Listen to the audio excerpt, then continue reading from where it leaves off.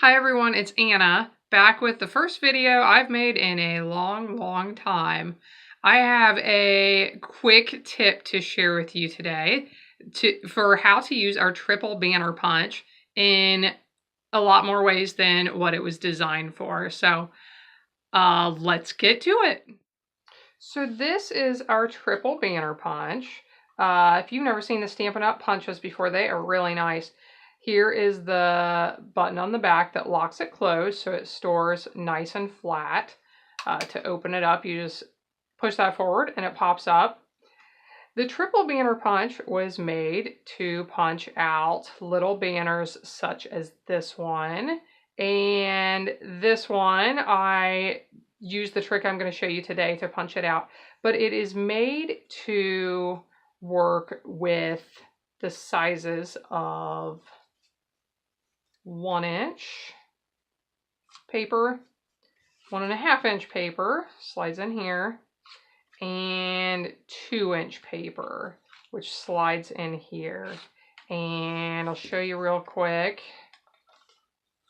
You just slide it in. I usually flip it over. Sometimes it likes to get caught, so I usually flip it over just to make sure that it has gotten all the way over here to the base, and punch. And there you have a cute little banner. I use these all the time on my cards, and I think other people do too. Here are a couple of cards I brought back from the Stampin' Up incentive trip in Thailand, and other demonstrators love these too. So this one was probably done with the banner punch. This little one, this one's punched on both ends. And just a little tidbit of information, this really wide one that was done, I should have brought a piece of paper over to show you this, but you can force wider pieces of paper down into this. You may not think that you can put anything over 2 inches in, but pretend that I want to put this paper that's a few inches wide down in. You can put that down in there. Sometimes it takes a little finagling, but you can put that down in. And then you could trim these ends off and punch a wider piece that way. So there's that tip. But what I want to show you today is, let's say your piece of paper that you want to trim is not 1 inch, 1.5 inches, or 2 inches wide. A lot of times that happens for me, especially when I want to punch out a piece of paper that I have a greeting on.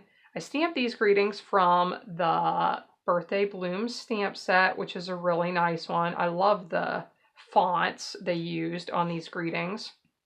And these are not the increments that the punch was designed to use. So I used to do this whole trick where I would like stick it in there on its own, and then I'd flip it upside down to see if it was centered, and then I'd flip it back up to see if it was still centered here, and then I'd try and punch it and hold it, and it was kind of a pain. So I came up with this way of making it easier and making it so that all of you could repeat it. So what I'm going to show you is, you need to cut pieces of cardstock in the widths that it was designed for. So you need a piece of cardstock that is 1 inch wide, 1.5 inches wide, and 2 inches wide. And these are probably 5.5 inches long, I would imagine. They don't need to be quite that long, but that's how long mine are. And when you get something you want to punch that is not the correct width, what you're going to do, I'll do this little brown one first. You're going to choose the size of cardstock that is larger than what the piece you want to punch. You need a little bit of washi tape. You need to center the piece you want to punch on top of the template cardstock piece. You need the right end hanging off to the right side, and you are going to tape that with a little bit of washi tape. Now, you are going to slide that right in. Check it on the underside again. That looks pretty good. I'm going to slide, if I punch it right there, it's going to punch my blue piece, and I don't want that to happen. So I'm going to slide it back just a little bit to where I don't see that blue. Punch it. And as you can see, that was not perfectly centered. So I'm going to try this with my next one, and we'll try again. I'm really off my game. Normally I do pretty well with this. So we'll try this next one, the Dear Friend.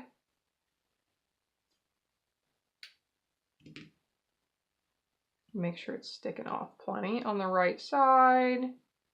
That looks pretty well centered. Tape it down. I do actually recommend that you punch your papers first and then stamp your greetings on them, because sometimes when you do it this way, you end up with your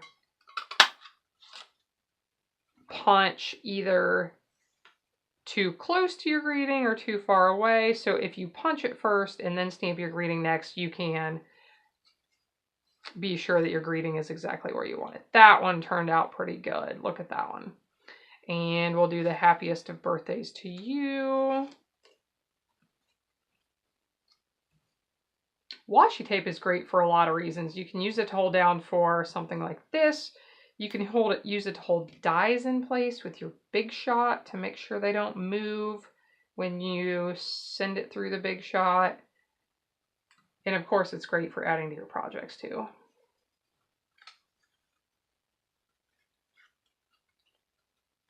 Slide this one in. Looks like it's good.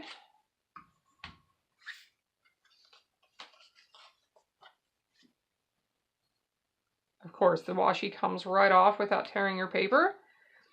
So there you go. There's a couple of examples of how you can punch these out when they are not the widths that the punch was designed for.